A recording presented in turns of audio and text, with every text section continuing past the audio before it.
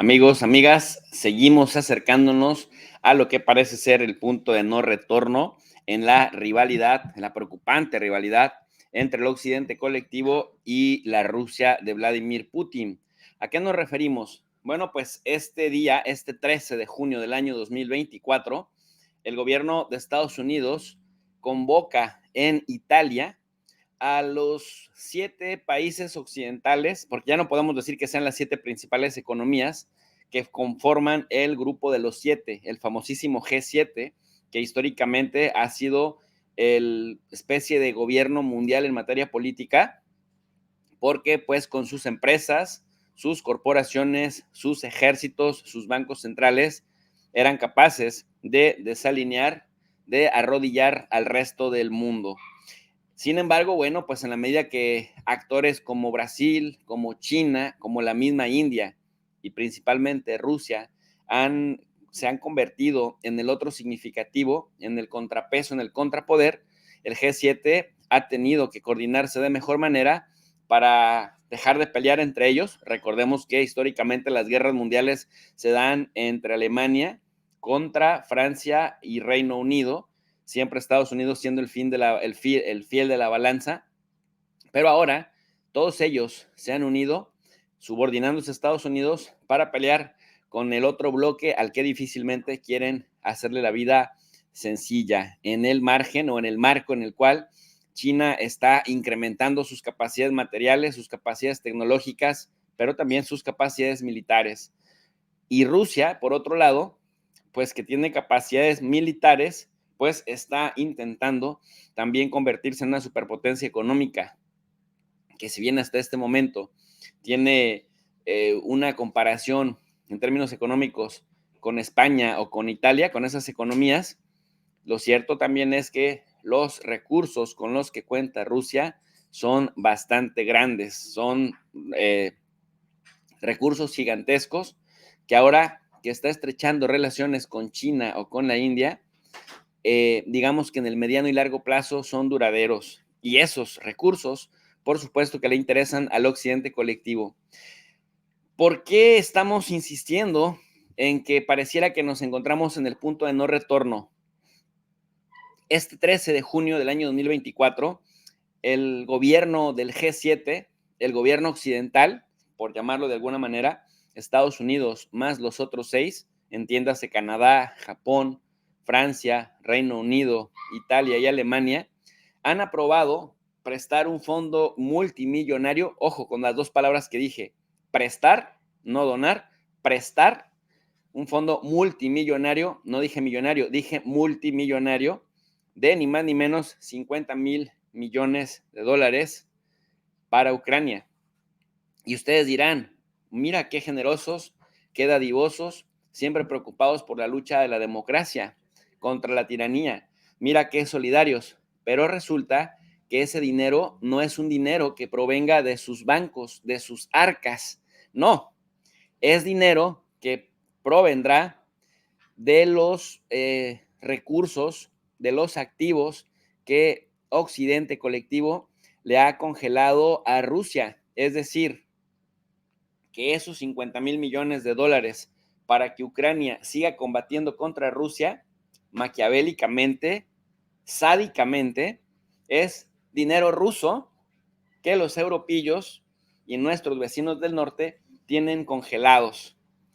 Y aquí viene lo grave. Lo grave es que el congelamiento de fondos suele ser normal, pero el pillaje, es decir, el que ese dinero congelado se robe, se despoje y se dé para un adversario, para que ese adversario ataque al despojado, bueno, no es tan común, o por lo menos no es tan público, no se presume públicamente.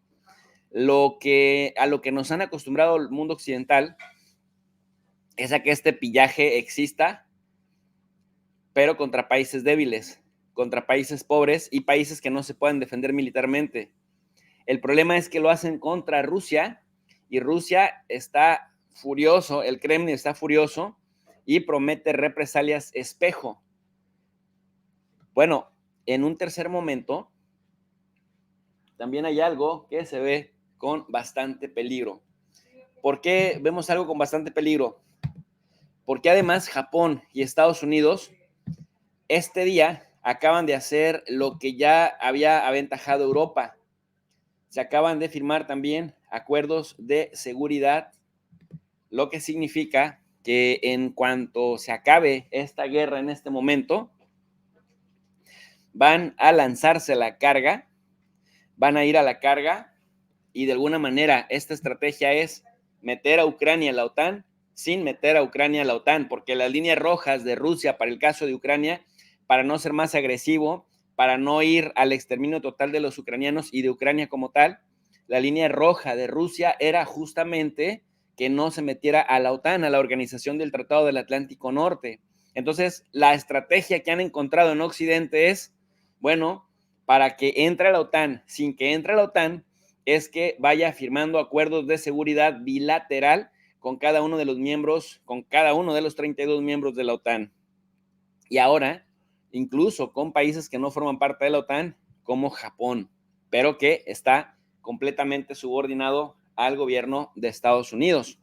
Bueno, empecemos con esta nota, esta publicación que publica el diario France 24. Dice, Ucrania firma acuerdos de seguridad con Estados Unidos y Japón.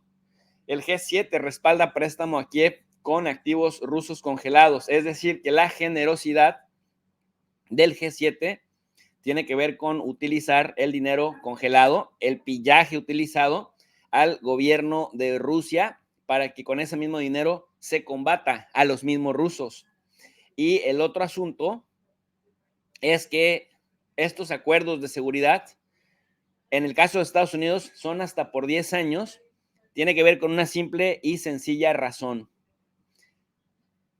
Que con esto, en caso de que se acabe la guerra en Ucrania, cuando vuelva a haber otra guerra en Ucrania, entonces, en razón de estos acuerdos de seguridad bilateral, Estados Unidos y Japón se obligan a entrar a la guerra para respaldar a Ucrania. No lo pueden hacer ahora porque ya están las hostilidades en marcha, pero por esta razón le complican el camino a Rusia, porque entonces Rusia tendría que exterminar al Estado ucraniano ya. Y esto es muy peligroso porque además de que es difícil, además de que es inhumano, además de que sería políticamente bastante complejo para Rusia por la cercanía que hay entre rusos y ucranianos, prácticamente si la guerra termina ya, la próxima guerra, Ucrania estaría prácticamente entrando de facto a la OTAN. No oficialmente, no de jure, no jurídicamente, pero si ustedes revisan los países con los que Ucrania ha firmado acuerdos bilaterales de seguridad, compromisos de protección mutua, como si fuera miembro de la OTAN, pero no como miembro de la OTAN, sino de manera bilateral. Repito, esto es muy importante que se diferencie. Bueno, pues tendremos a una España, a una Francia, Dinamarca, Suecia, Alemania, Reino Unido, ahora Japón y Estados Unidos, entre los más sobresalientes, Canadá, que estarían obligados a defender ahora sí ya por el camino de las armas a Ucrania. Y esto le complica a Rusia porque difícilmente Rusia podría ya dejar que se acaben las hostilidades, a sabiendas de que ahora está combatiendo solo con Ucrania, pero que la próxima tendría que estar combatiendo con el resto de países. Ucrania firmó este jueves 13 de junio acuerdos de seguridad con Estados Unidos y Japón, reza la nota de France 24, cada uno por 10 años en el marco de la cumbre de 3 días del G7 en la región de Apulia, Italia, que por cierto es una región bellísima. Además, en las últimas horas, la presidenta de la Comisión Europea, Ursula von der Leyen, confirmó que todos los países del grupo de los 7 contribuirán en un préstamo por 50,000 millones de dólares para Ucrania, respaldado por los intereses de activos rusos congelados. La cumbre pone el foco principalmente en las guerras en el país invadido por Rusia hace más de 2 años y en la Franja de Gaza, pero también en las ambiciones económicas, dice, geopolíticas de China. Bueno, ya sabemos que en el tema de la Franja de Gaza, Israel es intocable y que toda esta extrema represalia contra Putin, supuestamente por haber violado el marco jurídico internacional con la invasión a Ucrania, ni de cerca lo padecerá Israel. Esta es la nota de France 24. de otorgarle a Ucrania fondos de hasta 50.000 millones de dólares en préstamos garantizados por los intereses de los 300.000 millones de euros en activos del Banco Central ruso que se encuentran en este momento congelados por la Unión Europea y por las potencias del G7. Es decir, que este préstamo se va reembolsando lentamente con los intereses generados por estos activos rusos congelados, y si dejan de producir suficientemente para financiar el préstamo, la carga se repartiría entre las potencias del G7. Según fuentes del Palacio del Eliseo, la presidencia de la República Francesa, esta es una iniciativa estadounidense. Concretamente, la mayor parte del dinero llegaría de los Estados Unidos, pero se podría completar con fondos de la Unión Europea o contribuciones nacionales. De todo esto, de todos estos detalles, se discutirá durante los próximos 2 días en esta importante cumbre de las 7 potencias más ricas del planeta. Claro, ya bien lo decía que esta cumbre va hasta el próximo sábado. ¿Qué se puede esperar entonces de una reunión que además es la antesala de la conferencia de paz de Ucrania que se va a realizar en Suiza? Hay varios temas en la agenda, principalmente la cooperación con África en lo que es los suministros de materias primas, de energía, pero también el control migratorio. Esto es un tema que interesa particularmente a Italia. Sabemos que aquí desembarcan permanentemente barcos con migrantes que huyen del continente africano. 12 representantes de países africanos y de la región Indo-Pacífico han sido invitados a esta cumbre. La situación en Gaza también está en agenda. El G7 respaldará la resolución del Consejo de Seguridad para un cese al fuego entre Israel y la organización islamista Hamas.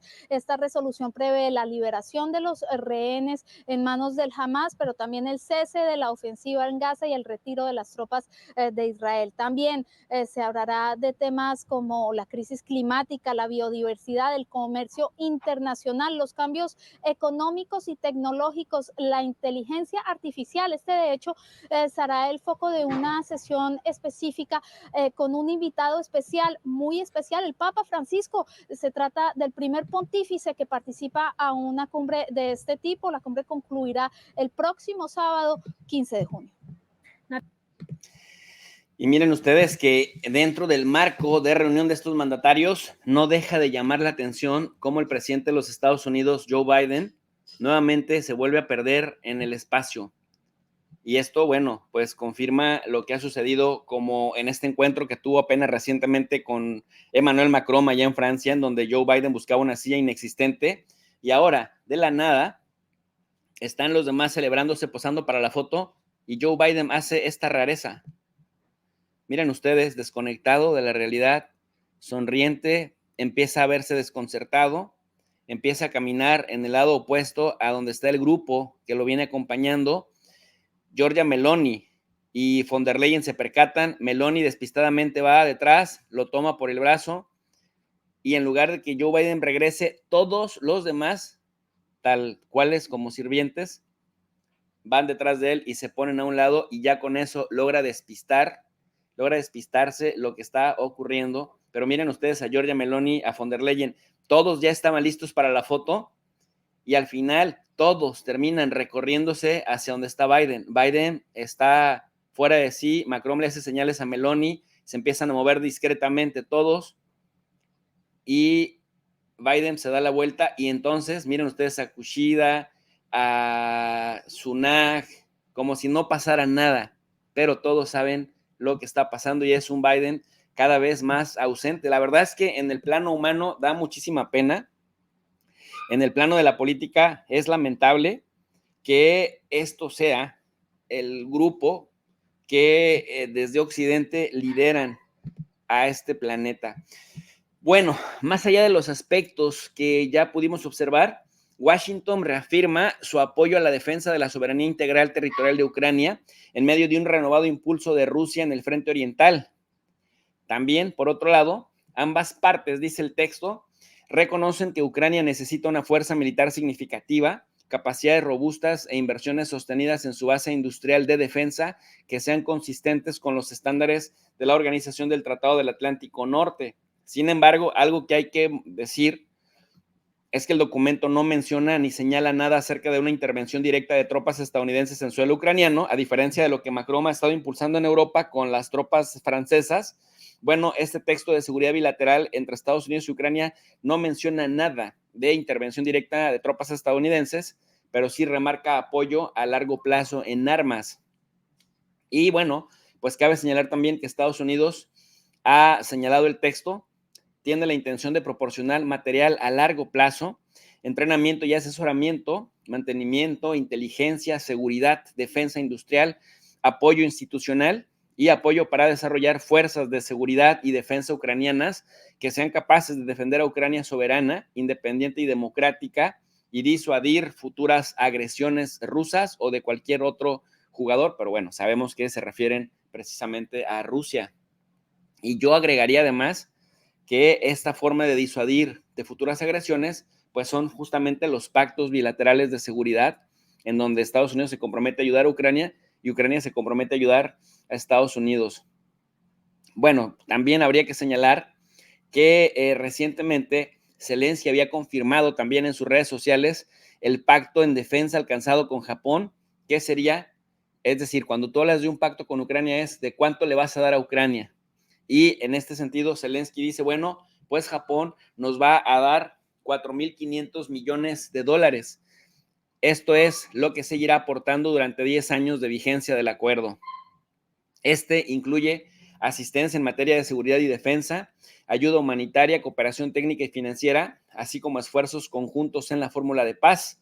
El acuerdo implica sanciones contra el agresor y esfuerzos para exigirle que rinda cuentas.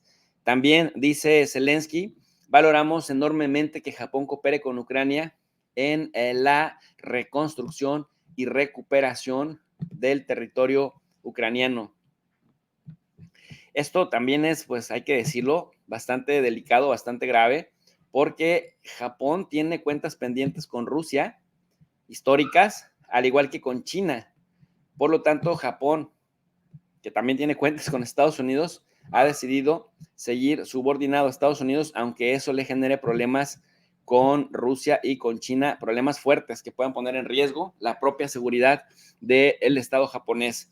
Y esto es lo que decía Zelensky, el primer ministro japonés, Fumio Kishida, y yo acabamos de firmar un acuerdo de seguridad entre Ucrania y Japón, un documento único con uno de los países más avanzados económica y tecnológicamente del mundo. En 2024, dice el tuit, Japón proporcionará a Ucrania 4.500 millones de dólares y seguirá apoyándonos durante todo el periodo de 10 años del acuerdo. Esto incluye asistencia en materia de seguridad y defensa, ayuda humanitaria, cooperación técnica y financiera, así como esfuerzos conjuntos en torno a la fórmula de paz. Además, el acuerdo implica sanciones contra el agresor y esfuerzos para responsabilizar al agresor. También apreciamos mucho que Japón coopere con Ucrania en la reconstrucción y recuperación. Para Japón, este tipo de acuerdo y este nivel de apoyo es un gran avance. Lo vemos y agradecemos a Japón por su inquebrantable solidaridad con nuestro país y nuestro pueblo, así como por su dedicación a proteger la vida y el derecho internacional, dice Volodymyr Zelensky en este comunicado a través de un tuit que le da a Japón. Y pues hay que, cuando decimos que estamos cada vez más cerca de una guerra de exterminio o de una guerra que pudiera acercarnos a la guerra de exterminio, Kiev ha firmado ya 15 convenios bilaterales de seguridad con otros países desde que comenzó la invasión rusa. Y bueno, pues los principales firmantes, Reino Unido, Francia, Alemania, Italia, Estados Unidos, Japón y hasta España, con lo cual estos países se verían arrastrados, como en las guerras del siglo XX, a un enfrentamiento directo contra Rusia, en caso de que este conflicto que estamos viviendo actualmente termine e inicie otro en el mediano plazo. Por eso decimos que le están poniendo bastante complicado el asunto a Donald Trump en caso de que ganara la elección, que por lo que vemos de Biden, sus carencias y su capacidad y su vejez, etcétera, ya no tendría mucho que hacer en la presidencia de Estados Unidos, pero lo que sí están haciendo, lo que sí están terminando de hacer es en pantalla estar profundizando cada vez más y más el punto de no retorno para que ni siquiera Trump pueda convencer a los rusos de parar. Tremendo. ¿Cómo reacciona la prensa en Europa? Vamos a dar un breve repaso por los principales medios europeos en español. 10:30, 9:30 en Canarias, y continuamos aquí en Negocios Televisión, pendientes de la actualidad del día y de los grandes asuntos que escriben la tensión del tablero internacional y de la geopolítica. Italia se convierte en epicentro informativo de la geopolítica, con Giorgia Meloni como anfitriona, en una cita en la que Ucrania, los ataques de Rusia y Gaza cobran todo el protagonismo. La primera ministra Giorgia Meloni, además, aparece entre los que sí han salido fortalecidos tras los comicios europeos, y hasta el sábado va a estar con los líderes de Alemania o de Francia, que no han resultado precisamente ganadores en esas urnas, también los de Japón, Reino Unido, Canadá y Estados Unidos. Todos ellos reunidos en ese complejo turístico de lujo situado en la región de Apulia, en el sur de Italia. Van a participar en este G7 el presidente de Estados Unidos, Joe Biden, en un encuentro en el que ha sido invitado el presidente ucraniano Volodymyr Zelensky, también el argentino Javier Milei o el Papa Francisco. Y también entre las personalidades van a estar la presidenta de la Comisión Europea, Ursula von der Leyen, y el del Consejo Europeo, Charles Michel. Sobre Ucrania, se espera que los líderes del G7 adopten nuevas medidas contra Rusia y de ayuda para el gobierno de Kiev. Según se ha anunciado, la cumbre de este G7 va a aprobar que este mismo año se destinen 50.000 millones de dólares para ayudar al país invadido. Además, esa entrega de dinero, como novedad, se hará en forma de un préstamo que va a financiarse con los intereses de los activos rusos congelados. De cara a esta cumbre, la Casa Blanca ya ha adelantado que los países del G7 acuden ya con importantes avances para utilizar activos rusos congelados en Occidente con el fin de financiar a Ucrania, y podrían llegar a un acuerdo este mismo jueves en esta cumbre anual que, como decimos, centra las miradas en Italia, precisamente, y sobre lo que está pasando en el frente de batalla en el suelo ucraniano. El presidente de Estados Unidos, Joe Biden, va a firmar a lo largo de la jornada de este jueves un acuerdo bilateral de seguridad a largo plazo con Ucrania para garantizar el apoyo de Washington a Kiev a largo plazo y, sobre todo, en paralelo, en este marco de la reunión del G7. Por parte del Reino Unido, el primer ministro Rishi Sunak va a anunciar una ayuda de más de 280 millones de euros, unos 242 millones de libras para Ucrania, en un contexto en el que, además, por supuesto, Oriente Medio va a cobrar gran parte del protagonismo. De hecho, sobre este asunto, la guerra se va a abordar en un momento en el que los esfuerzos de grandes naciones, a la cabeza de ellas Estados Unidos, se dirigen a buscar ese cese de las hostilidades, un alto el fuego en la franja de Gaza, que ya cumple más de 8 meses de enfrentamientos entre Israel y Hamás, tras los ataques sorpresivos de Hamás contra Israel del 7 de octubre. Así llegaba pues el presidente de los Estados Unidos, Joe Biden, en el orden del día, ahí el en apoyo Italia a con Ucrania, Giorgia la Meloni. inteligencia artificial, la migración y la influencia económica china, en medio de un contexto de victorias arrolladoras de la extrema derecha en las elecciones europeas que sacuden al establishment político mundial, coincidiendo con las próximas elecciones en Reino Unido y Francia. Los líderes ya han acordado diseñar un préstamo de 50.000 millones de dólares a Ucrania, que utilizará los beneficios obtenidos de los intereses de 300.000 millones de dólares de activos rusos congelados. Aunque todavía se están perfilando los detalles del acuerdo, la mayor parte del dinero se proporcionaría en forma de préstamo de Washington. Se reúnen hoy los líderes de las democracias más industrializadas del mundo. El G7 llega a esta cita anual con varias crisis abiertas. La rivalidad con China en varios sectores clave, el cambio climático o las dos guerras que sacuden la geopolítica. Con respecto a esta del cambio climático, las guerras, la energía verde, pues tanto que nos estaban diciendo en años anteriores en el G7 sobre la importancia de las energías verdes, de los coches que para 2035 ya no tendrían que ser de combustible fósil.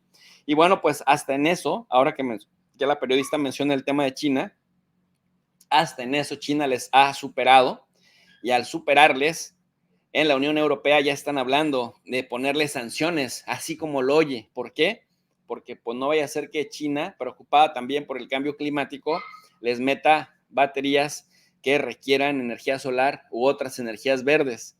Es decir, que el negocio se los puede comer China y por esta razón, sanciones. Y dice bien la periodista, un sinfín de problemas y el G7 se sigue dando el lujo de abrir otros tantos. Geopolítica mundial, Gaza y Ucrania. Begoña Alegría, las potencias han cerrado un pacto provisional para ayudar a los ucranianos con los activos rusos congelados. Sí, un principio de acuerdo para ayudar a Ucrania ya estaría cuantificado, rondaría los 50.000 millones de euros y estaría garantizado precisamente por los beneficios que generan los activos del Banco Central ruso, que recordemos fueron congelados tras la invasión. Es un acuerdo de momento que tendrá que ser ratificado en este marco del G7. Podría ser el regalo que se lleve el presidente Zelensky, que está invitado a esta cumbre y que esta tarde mantiene un encuentro bilateral con el presidente de Estados Unidos, Joe Biden. Y ojo, chequen la prensa, estoy mostrando reacciones de la prensa, no para que digamos, mira cuántos dicen lo mismo, no, cada uno está diciéndonos cosas diferentes. Lo que es un verdadero escándalo es que nadie se escandalice de este robo, de este ultrajo, y que se vea con normalidad, la normalidad de poderle quitar a un país, de pasar por el derecho internacional, de ignorar por completo que el Consejo de Seguridad es el único que puede sancionar de esta manera. Sin embargo, lo que nosotros observamos acá es que en el nombre de la democracia, pues prácticamente pueden pasarse por el arco del triunfo cualquier cosa, y efectivamente esto sería un gran regalo para Zelensky. La Unión Europea pues cada vez desdibuja más la línea entre lo que es Unión Europea, Organización Regional, y OTAN, que es una alianza militar, y G7, que es este grupo a partir del cual decía una periodista anterior que son las principales potencias económicas del mundo. Me parece que están un poco desactualizados porque pues ahí falta agregar a la India, a China y por lo menos a Brasil. Dice Ursula von der Leyen, el G7 acordó conceder a Ucrania préstamos por valor de unos 50,000 millones de dólares para finales de año. Fíjense qué interesante, porque hacen lo que hacen, prestan dinero a Ucrania, dinero que no es suyo, es decir, de los prestamistas del G7, presta dinero a Ucrania, se lo van a prestar con intereses, porque si no, los préstamos así son generalmente.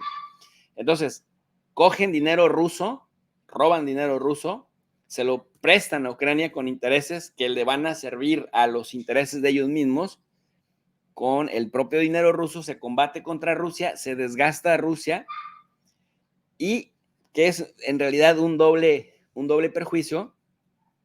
Y después abiertamente te dicen, usaremos las ganancias inesperadas de los activos rusos soberanos para reembolsarlos. Esto se basa en la acción de la Unión Europea, donde ya estamos dirigiendo estos beneficios extraordinarios a la defensa y a la reconstrucción de Ucrania.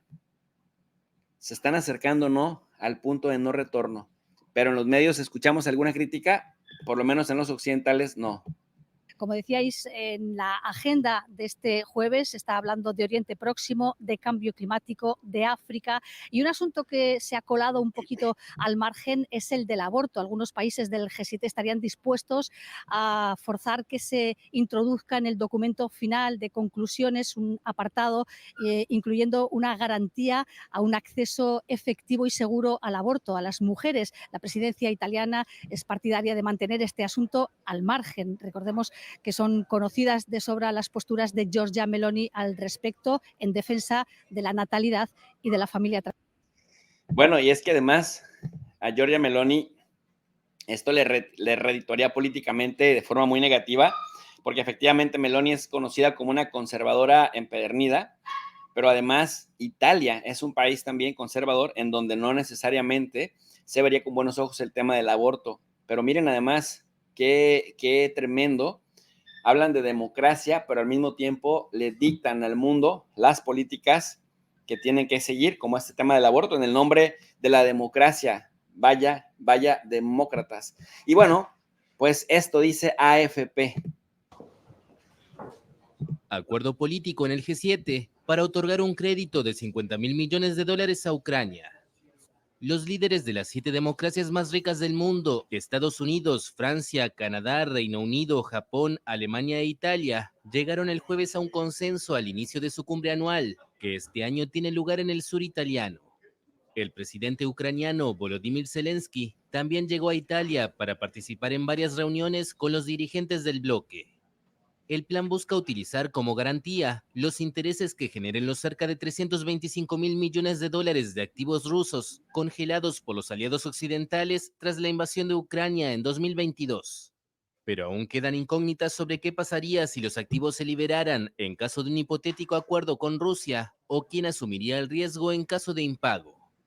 El apoyo a Ucrania, devastada por el conflicto, es uno de los temas principales de la agenda del encuentro, junto a la guerra en Gaza.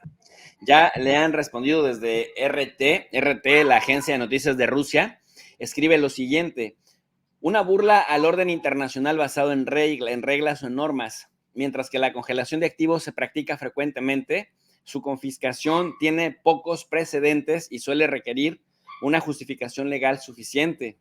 En este contexto, Doug Bandow, investigador senior del Cato Institute, un centro de pensamiento think tank con sede en Washington y ex asesor del presidente estadounidense Ronald Reagan, señala que la confiscación de los activos rusos será una burla al orden internacional basado en normas promovido por Occidente.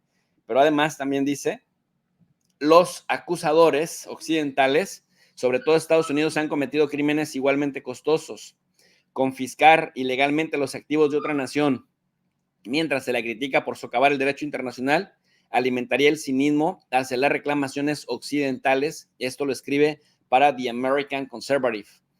Esta opinión es compartida por la presidenta del Banco Central Europeo, Christine Lagarde, que indica en abril que las propuestas para aprovechar los activos rusos congelados en beneficio de Ucrania corren el riesgo de romper el orden jurídico internacional que se quiere supuestamente proteger.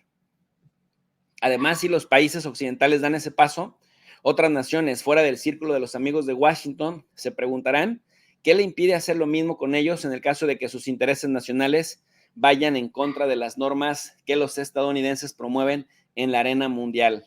Bandow agrega, Estados Unidos sigue disfrutando de grandes ventajas económicas, ya que cuenta con los mercados de capitales más grandes, profundos y seguros del mundo, pero ese valor se basa en parte en la protección jurídica de los propietarios.